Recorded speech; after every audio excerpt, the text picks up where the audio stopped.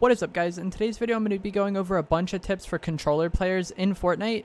Odds are you may have heard of some of these, but it's unlikely you've heard of all of them. And even if you have heard some of these tips in the past, getting refreshed on them can actually be really helpful. I feel like a lot of players hear a tip, they kind of keep it in their mind for like a week or two, and then they just completely forget about it as time goes on. So being refreshed on these things can actually be really helpful. If you guys do enjoy this video, remember to give it a like, subscribe if you would like to see more, and comment down below which controller you use in Fortnite. I'm actually interested to hear this. Do you use a PlayStation controller, Xbox controller? Do you use a default one, Scuff, Battle Beaver? Let me know all of that down in the comments below. Personally, I use a default Xbox Series X controller, but I do play claw, so I'm able to hit all of those buttons without taking my thumb off the analog stick. The first thing we're going to talk about is how you set up your inventory in Fortnite. This is something that I've been asked about a bunch, as we have a lot of new players that have come to Fortnite this season with the zero build mode. And typically you want to have your shotgun in first slot because there's some things that you do that will default you back to slot 1 when you swap weapons. And the situation where you will notice this the most is when you're pickaxing something, or when you go from pickaxing something to building, and that is going to be really noticeable when you're taking walls. And typically right after you take somebody's wall, you want to be on your shotgun right away. In general, shotguns are just like the most important weapon in Fortnite, so getting to your shotgun quickly in a build fight or in any sort of box fight is really beneficial. So that's why I put shotgun in slot 1, and then everything else is kind of arranged around the shotgun. I put SMG in slot 2 because I want it to be one swap to the right of my shotgun. That way I can shotgun somebody, swap to it, and then SMG them. I end up putting my AR in slot 5. That way my shotgun is one swap to the right from it. So if I'm ARing somebody and they end up getting closer, we can swap right to the shotgun, no problem. I end up putting shockwaves or any sort of like mobility or utility item in slot 4. That way they're close to my AR. Like oftentimes I end up ARing somebody and then shockwaving onto them. And then heals just kind of go in the middle because that's where they fall. And you can actually set this up in the game with like pre-selected item slots, and it'll make your life a little bit easier. The next thing I'm going to talk about is vibration. You want to turn vibration off. There's really no benefit to having controller vibration. All it can really do is like mess up your aim or make things more chaotic in those situations. Pretty much every like top tier controller player in every game where controller players are like good, or like that has a pro level for controller players, has vibration off. So if you are playing with vibration, go ahead and turn it off. It doesn't do anything to benefit you. This next thing is actually something I didn't learn until like the end of chapter 2 when I came back to Fortnite. And that is, if you can't see a build piece that you want to reset, you can actually go into your blueprints and then you'll be able to reset it. So I'll have a clip on screen now where you can't actually see the wall because it has been edited next to these stairs. But when I go into my switch mode, it like lets me grab the edit. So if you're ever trying to reset a building piece or grab an edit on a piece where you can't actually see it, open up your blueprints and this will bring up the building grid, and that will allow you to grab the edit regardless of whether or not you see it. This is actually something I know gets a lot of people killed in situations where they're like, I couldn't grab the edit. What was I supposed to do there? And all you have to do is open switch mode and then it'll let you grab the edit, no problem. Aim assist was changed a lot in chapter 3. And if you're watching this video later down the line, we're towards the end of chapter 3 season 2. But aim assist got nerfed a lot in chapter 3, and one of the things that throws a lot of people off is when they're spraying into a box, they lose aim assist. And the reason for this is if you're spraying a wall and you don't immediately hit somebody when you break the wall, you will not get aim assist for like a period of time. I don't know what the length of that period of time is, but if you're just blindly spraying into a wall and you don't hit somebody immediately, the game will think you're brainlessly spraying and it'll cut your aim assist off. So what you need to do is, if you're trying to spray into somebody's box, or you're trying to spray at somebody's wall, like whether it's mid-range and you're not trying to get in, or if you actually are trying to get in, you want to make sure that you have really good crosshair placement on the opponent. Just try to always be tracking the opponent with your crosshair, whether or not the wall is in between you and them or not.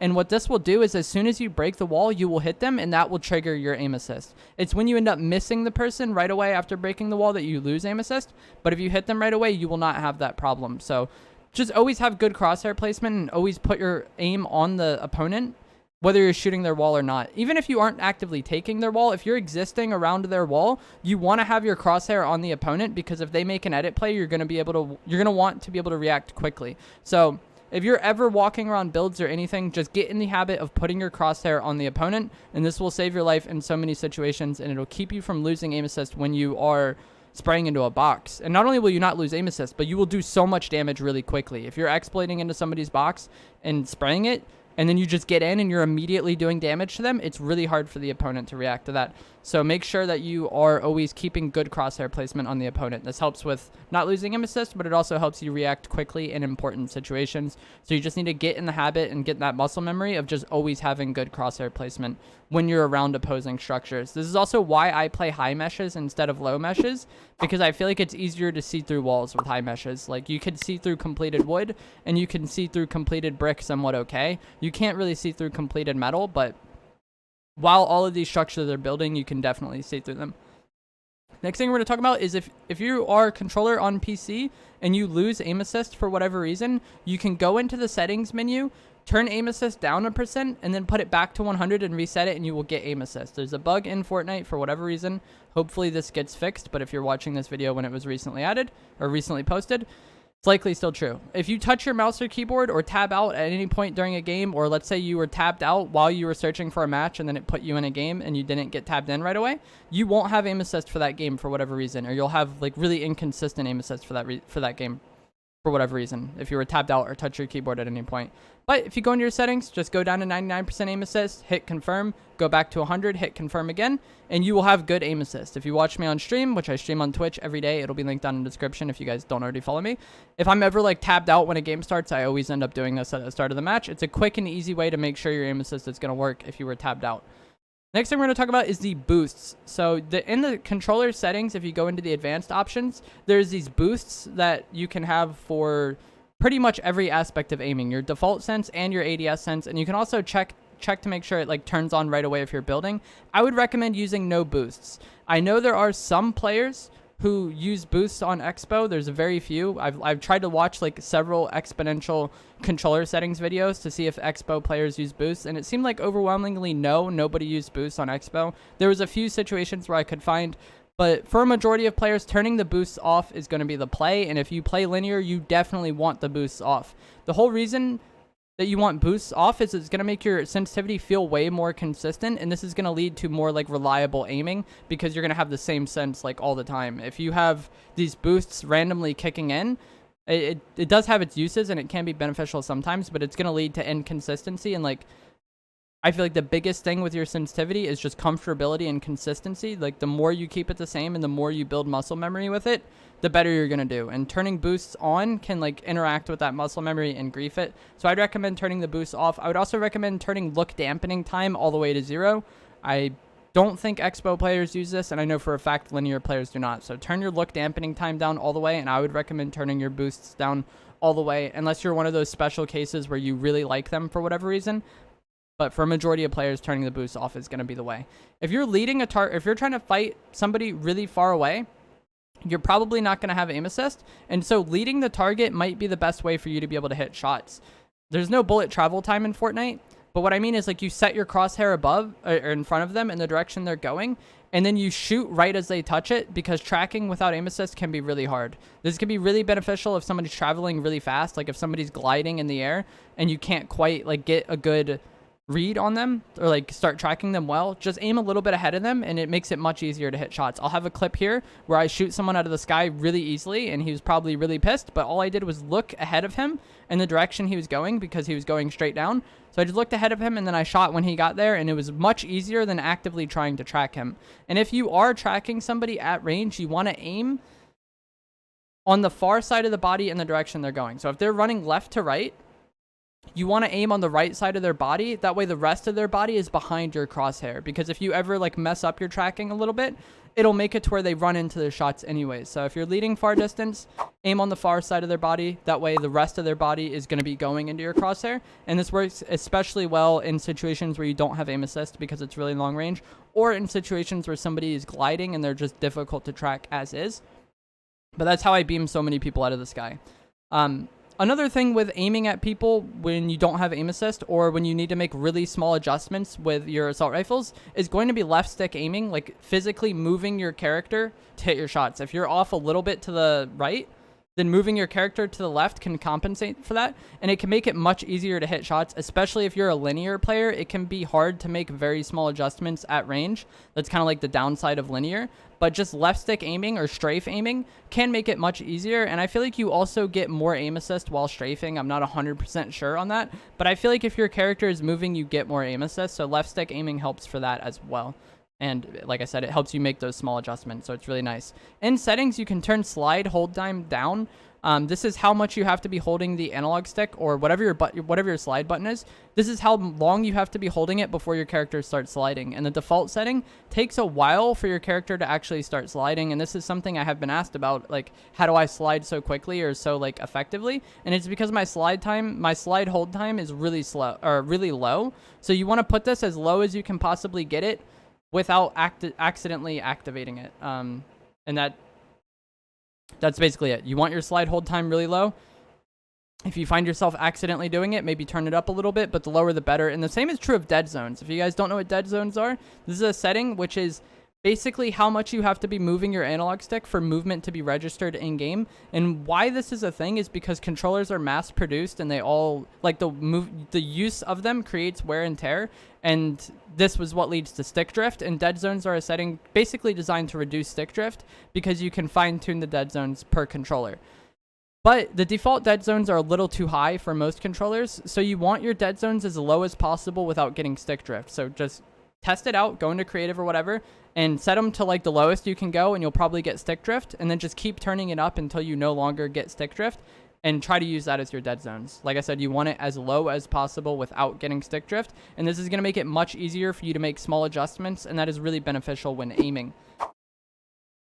The next thing you want is you want to have as few buttons doing multiple things as possible. When you go into your keybinds, a lot of options exist for multiple things. Like, I think by default, switch mode and edit are on the same bind, and that's not good, because when you have something doing multiple things, one action is if you tap and one action is if you hold. And the reason that is bad is because when you have something on hold, the game has to like take a second to realize whether or not you're holding or tapping, and that makes things much faster. So, or it makes it much slower, I mean, if the game has to determine whether or not you're holding it.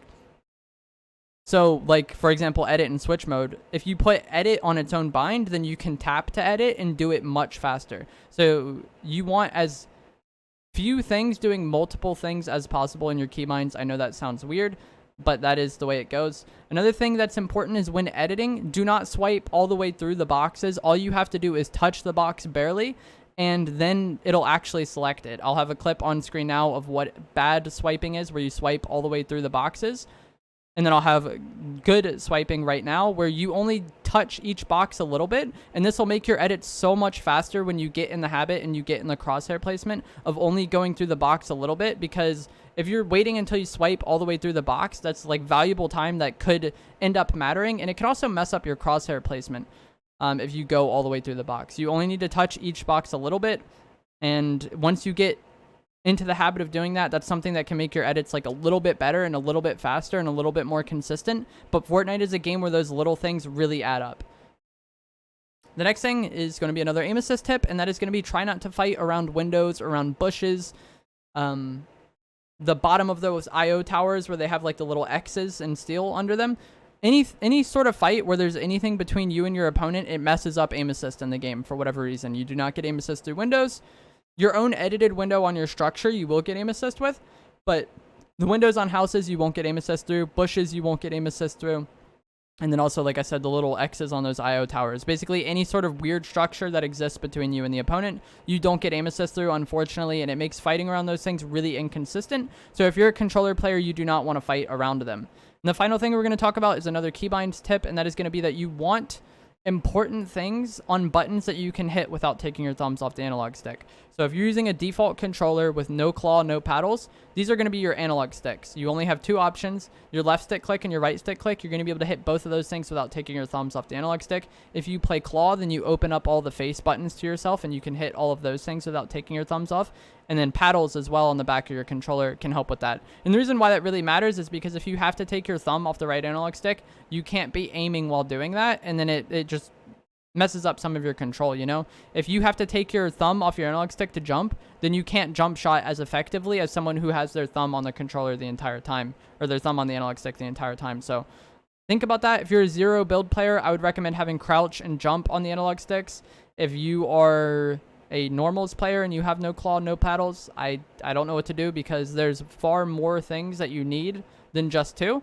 But I would look up some keybind videos from people who play non-claw, non-paddle and see what they do. I may end up making a video in the future going over ideal keybinds for every type of player, in which I'll like try to seek out good keybinds for non-claw, non-paddle. But that is going to be it for today's video. Like I said before, let me know in the comments down below what type of controller you play on. If you use one of those special like Scuff or Elite or Battle Beaver controllers, or if you just use a default or Xbox or PlayStation controller, let me know that in the comments below. And if you guys did find this video helpful or informative, remember to give it a like and subscribe if you would like to see more. Thanks for watching. No, well, no, he was shooting at me, but he's right behind this hill. Okay. Or this tree. Oh, fucking mark it, dude. Are you kidding me? There's another one somewhere as well, though. 19. It's that tree? 19. Broke shield, 52 white, dead. Nice. I don't know where the last Watch one this is. kid's fucking heel stratting. That's what my friend did for no build Twitch rivals, and they like did decent. Fuck is this kid? I just cracked him. Broke shield, dead. Nice. Let's fucking have go. 12 fucking kills. I hit 3. I kind of want to see my damage on this.